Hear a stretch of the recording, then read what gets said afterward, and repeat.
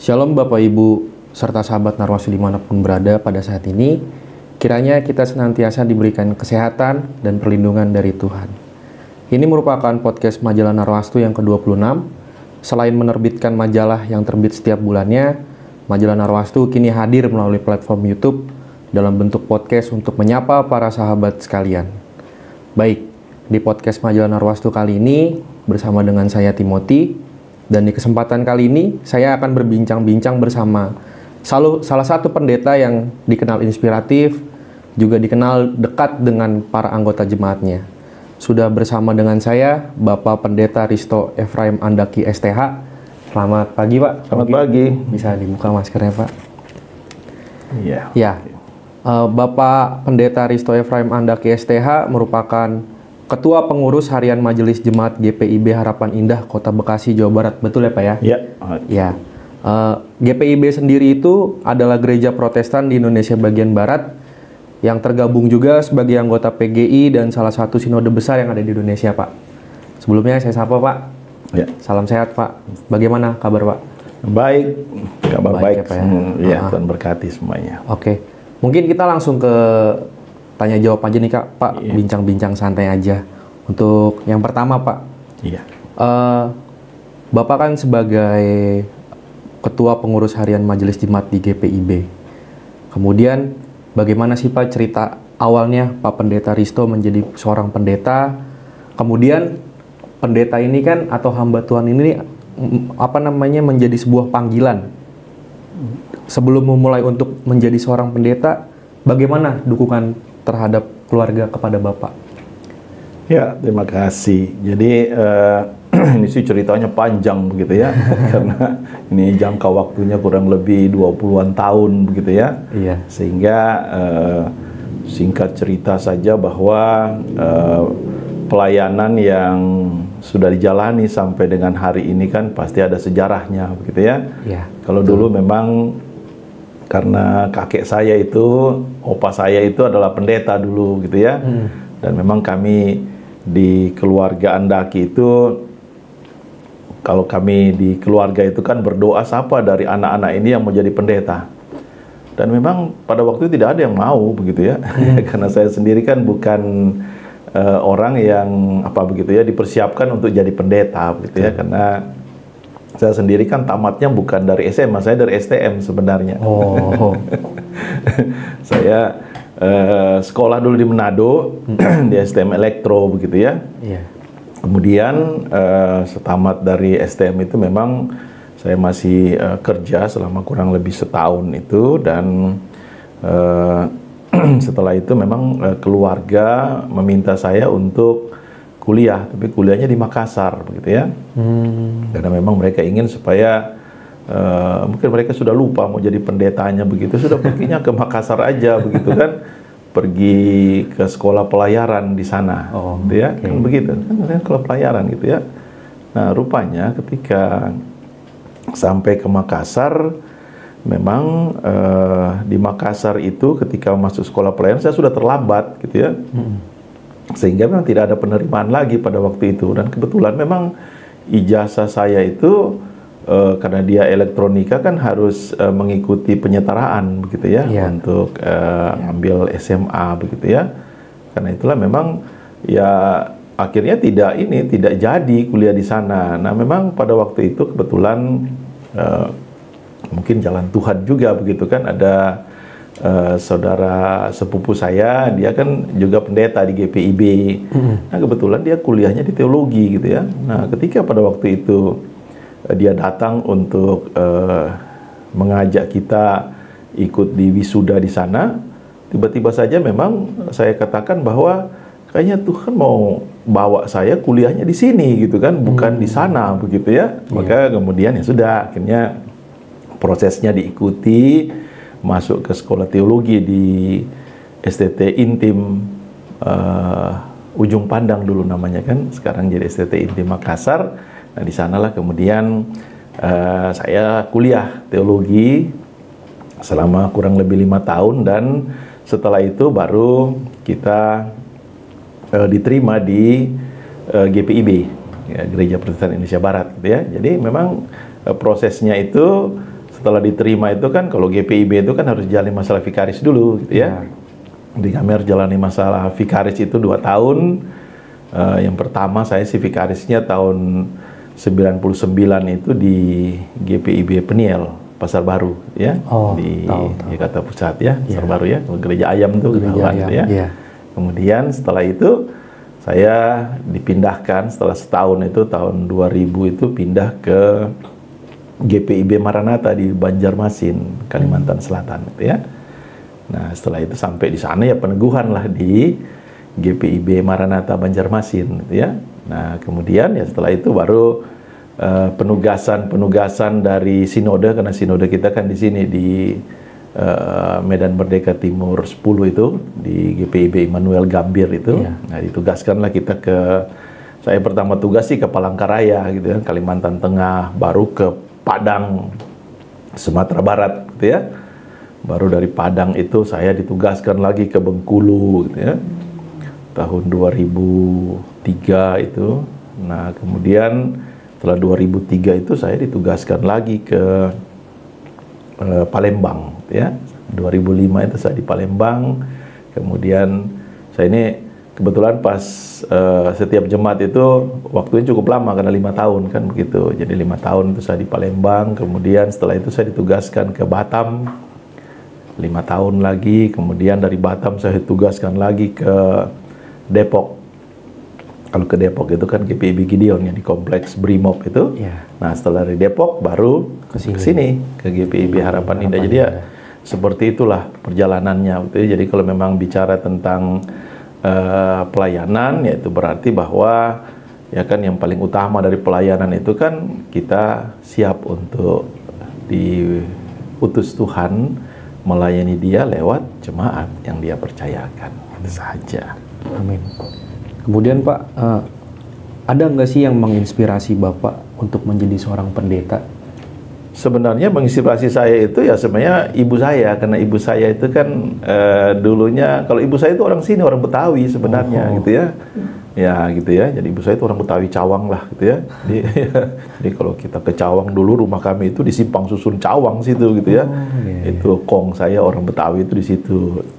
Maka dibikin Simpang Susun, nah kami dipindahkanlah ke belakang Kampung Makassar itu gitu ya. Nah, mama saya itu memang dia dulunya Muslim gitu ya. Ya, cuma karena dulu saya sih lahir di sini di Jakarta begitu ya. Cuma karena opa saya itu ingin supaya bapak saya jangan sampai di sini. Nanti kalau di sini kan ya terpengaruh gitu ya. Dibawalah kami ke Manado gitu ya. Nah, di sanalah mama saya dibaptis, kemudian disidi ya. Sehingga akhirnya beliau menjadi Kristen di Manado gitu ya.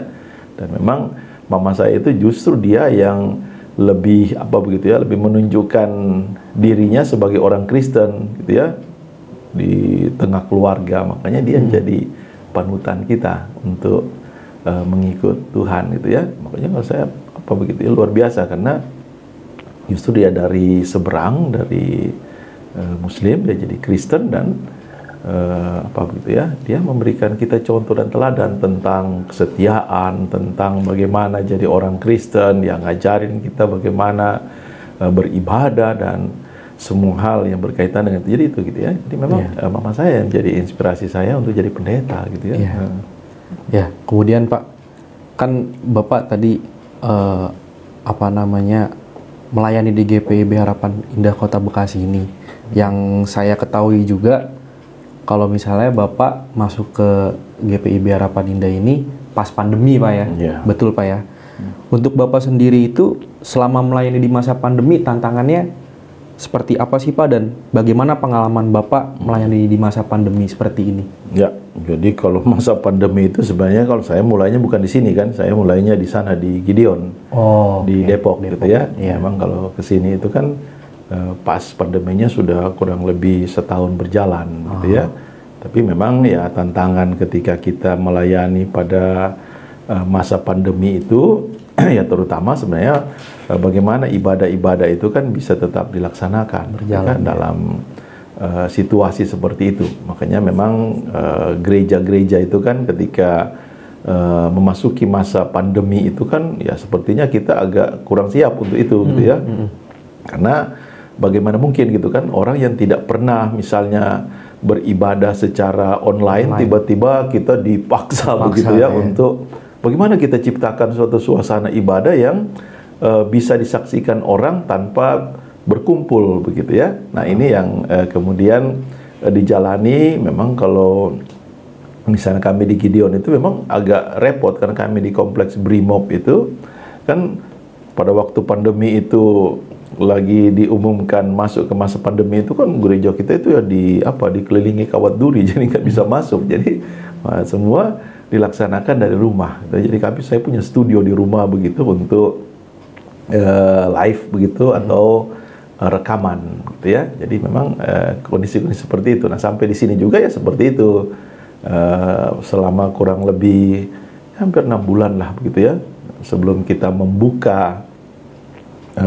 peribadahan secara luring begitu ya, kita tetap melaksanakan ibadah secara daring gitu ya. Jadi memang seluruh fasilitas-fasilitas yang ada itu kan ya dikebutlah oleh gereja untuk disiapkan supaya pelayanan pada masa pandemi itu bisa berjalan dengan baik dalam soal-soal ibadah. Juga memang salah satu tantangan itu adalah ketika banyak warga jemaat itu yang meninggal karena COVID gitu ya. Memang itu kan tantangannya, karena kita mesti makamkan mereka dengan cara COVID begitu ya. Jadi orang biasanya kan kita kalau makamkan orang kan ya ke sana dulu beribadah, langsung baru ya di makam gitu. Kalau itu kan enggak. Jadi datang di sana tutup, langsung blok, sudah langsung di ibadahnya. Setelah selesai itu pun nggak bisa dekat-dekat kan, jauh-jauh gitu. Jadi ya seperti itu. Kemudian juga masih banyak masalah-masalah lain yang kita hadapi ketika pandemi itu kan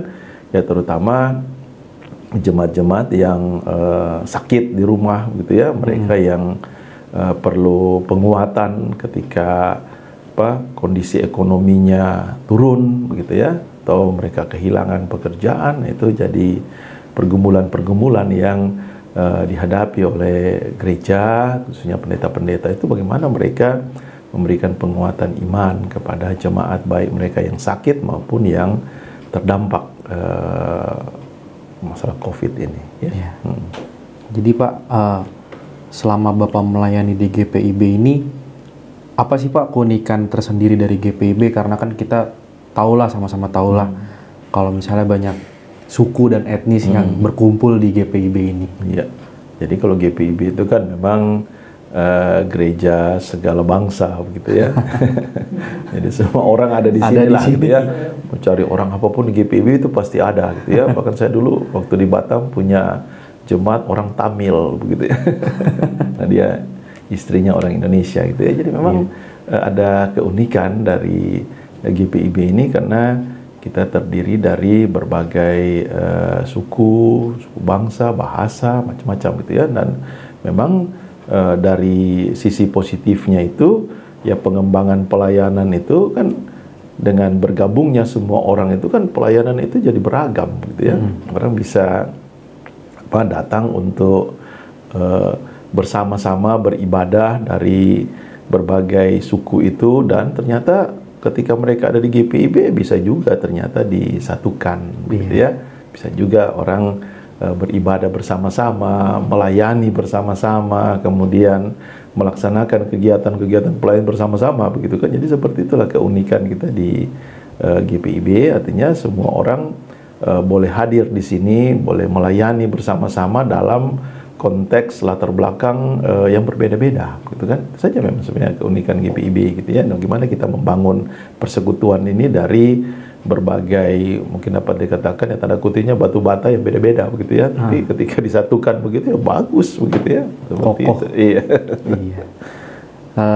Kita juga tahu nih Pak, kalau misalnya kemarin kan GPIB Harapan Indah di masa pandemi ini berhasil membeli lahan yang tentu harganya tidak sangat murah. Mungkin itu juga menjadi satu apresiasi jemaat juga lah terhadap gereja ini gitu kan. Itu bisa diceritain nggak sih Pak? Kok tiba-tiba di masa pandemi yang kita sama-sama tahu ini masa sulit, tiba-tiba GPIB Harapan Indah bisa beli lahan gitu dengan harga yang tidak murah lah. Lalu bagaimana jemaat menyikapi pembelian lahan ini? Iya, oke. Jadi memang pelayanan itu kan memang membutuhkan yang namanya sih sebenarnya strategi pelayanan, begitu ya. Iya. Jadi di dalamnya memang dalam melaksanakan pelayanan itu ada hal-hal yang menjadi prioritas pelayanan, gitu ya. Jadi prioritas pelayanan itu ya selain dari yang rutin itu kan, kalau di GPIB itu ada yang rutin, ada yang non rutin, ada yang proyek, begitu ya. Nah memang ketika kita memutuskan untuk membeli lahan yang ada di depan gereja itu, ya pertama-tama sih ketika orang mengatakan mari kita beli lahan itu, kalau bagi saya sih ya nggak ada masalah. Yang penting semua orang punya kerinduan supaya kita bisa beli lahan itu, gitu ya. Nah memang mekanisme yang ada di GPIB itu bahwa setiap keputusan untuk mengambil keputusan strategis itu kan harus lewat yang namanya sidang majelis jemaat, ya. Nah memang kalau kita lihat bahwa sidang majelis jemaat itu ketika memutuskan untuk membeli lahan itu, maka seluruh diaken dan penatua atau majelis itu kita bersepakat bahwa mari kita buat ini menjadi sebuah proyek supaya kita bisa laksanakan pembelian lahan yang ada di depan gereja itu. Memang tantangannya pada waktu itu adalah bisa nggak kita, gitu ya, karena ini kan masa pandemi, gitu ya.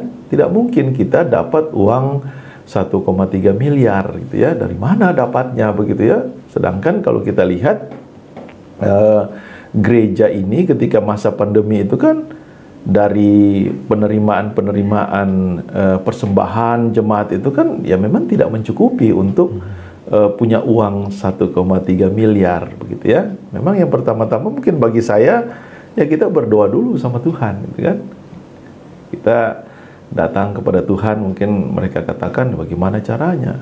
Ya namanya kita ini kan gereja, gitu ya. Kalau kita memulai sesuatu maka mintalah Tuhan yang menuntun kita, mintalah Tuhan yang memberkati setiap usaha dan kerja kita. Makanya pada waktu itu ketika membeli lahan itu, kita yang pertama-tama itu sebenarnya selain rencana yang sudah disahkan dalam sidang majelis jemaat itu, kita buat satu tim yang namanya tim doa.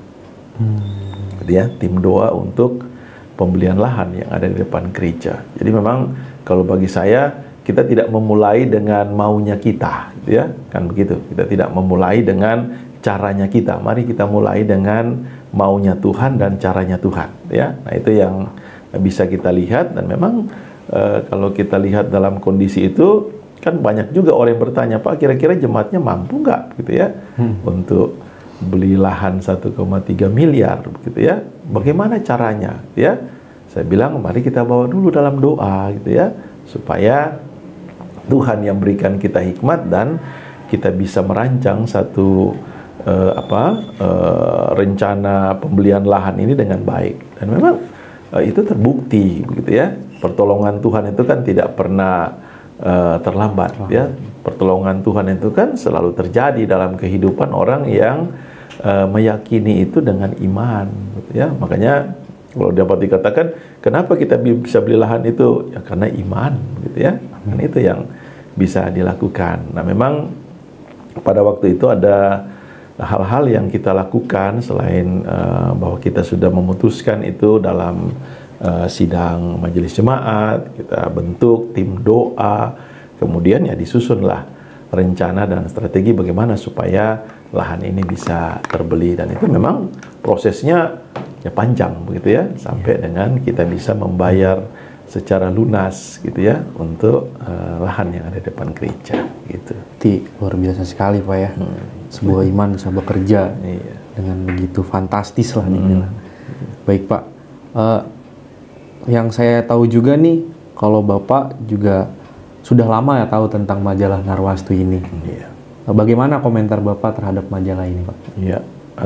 Majalah Narwastu ini kan kalau bagi saya adalah bentuk kesaksian, gitu ya, tentang kehidupan kekristenan, ya, yang diwujudkan lewat ya majalah yang bisa kita baca, bisa kita lihat kesaksiannya. Sehingga kalau bagi saya mungkin saja majalah Narwastu ini menjadi majalah yang paling lama begitu ya, karena dulu kan ada beberapa majalah-majalah, tapi yang bertahan ini justru majalah Narwastu. Saya sih apresiasi dengan majalah Narwastu karena dia punya apa gitu ya, semangat yang di era digital ini kan, ketika mungkin orang bicara tentang majalah begitu, tentang apa sesuatu yang ya dipegang fisik begini kan, mungkin ini sudah apa begitu ya, ini eranya digital gitu ya. Tapi ya majalah Narwastu dengan apa konsep tetap dengan bentuk yang seperti ini, ya kita apresiasi sih begitu ya.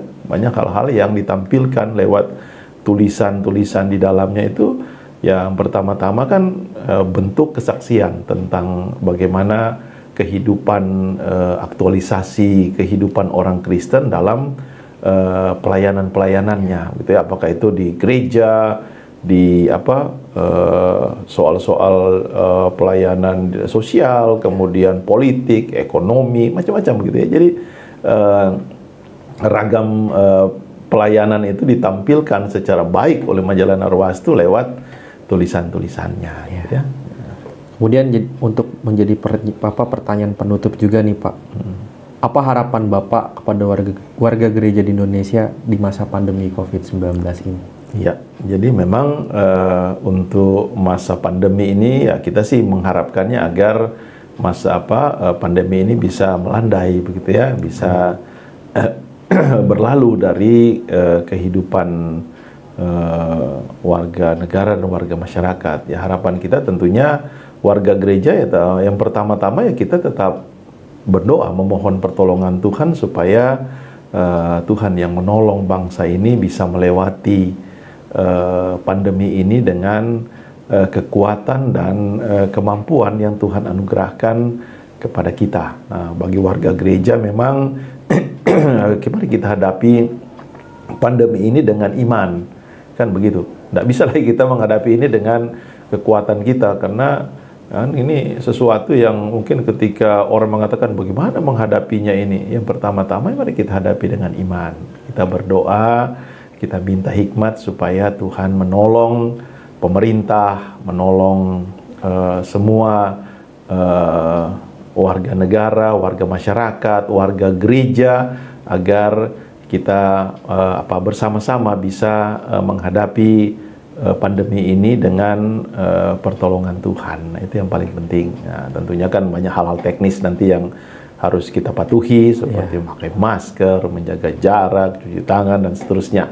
Ini kan tetap diberlakukan di gereja, walaupun orang katakan bahwa sudah nggak ada pandemi, sudah nggak, tetap masih ada, gitu ya. Cuman jangan lengah, gitu ya. Mari kita jangan juga katakan kita sudah berdoa, nggak usah kita pakai masker, ya nggak bisa, gitu kan. Orang ya tetap berdoa, kan kita juga bekerja, kita minta hikmat gitu ya, sehingga seluruh pelayanan-pelayanan dalam membangun persekutuan, demikian juga memberikan kesaksian bagi banyak orang di tengah masa pandemi ini tetap bisa dilaksanakan oleh orang Kristen gitu ya. Baik Pak Pendeta, terima kasih banyak Pak Pendeta untuk terima kasih juga sudah berbincang-bincang dengan kami Majalah Narwastu. Oke. Demikianlah bincang-bincang kami dengan Bapak Pendeta Risto Efraim Andake STH. Kiranya Bapak, Ibu, serta sahabat Narwastu sekalian senantiasa sehat selalu, dan kami juga selalu mengingatkan kepada Bapak Ibu semua untuk tetap taat protokol kesehatan karena pandemi belum berakhir, dan kami juga tetap mengingatkan kepada Bapak Ibu untuk tidak lupa mensubscribe, like, dan komen setiap video yang ada di channel YouTube Majalah Narwastu. Demikianlah bincang-bincang kami. Shalom, salam kasih Narwastu, salam sehat, Tuhan Yesus memberkati. Tuhan berkati.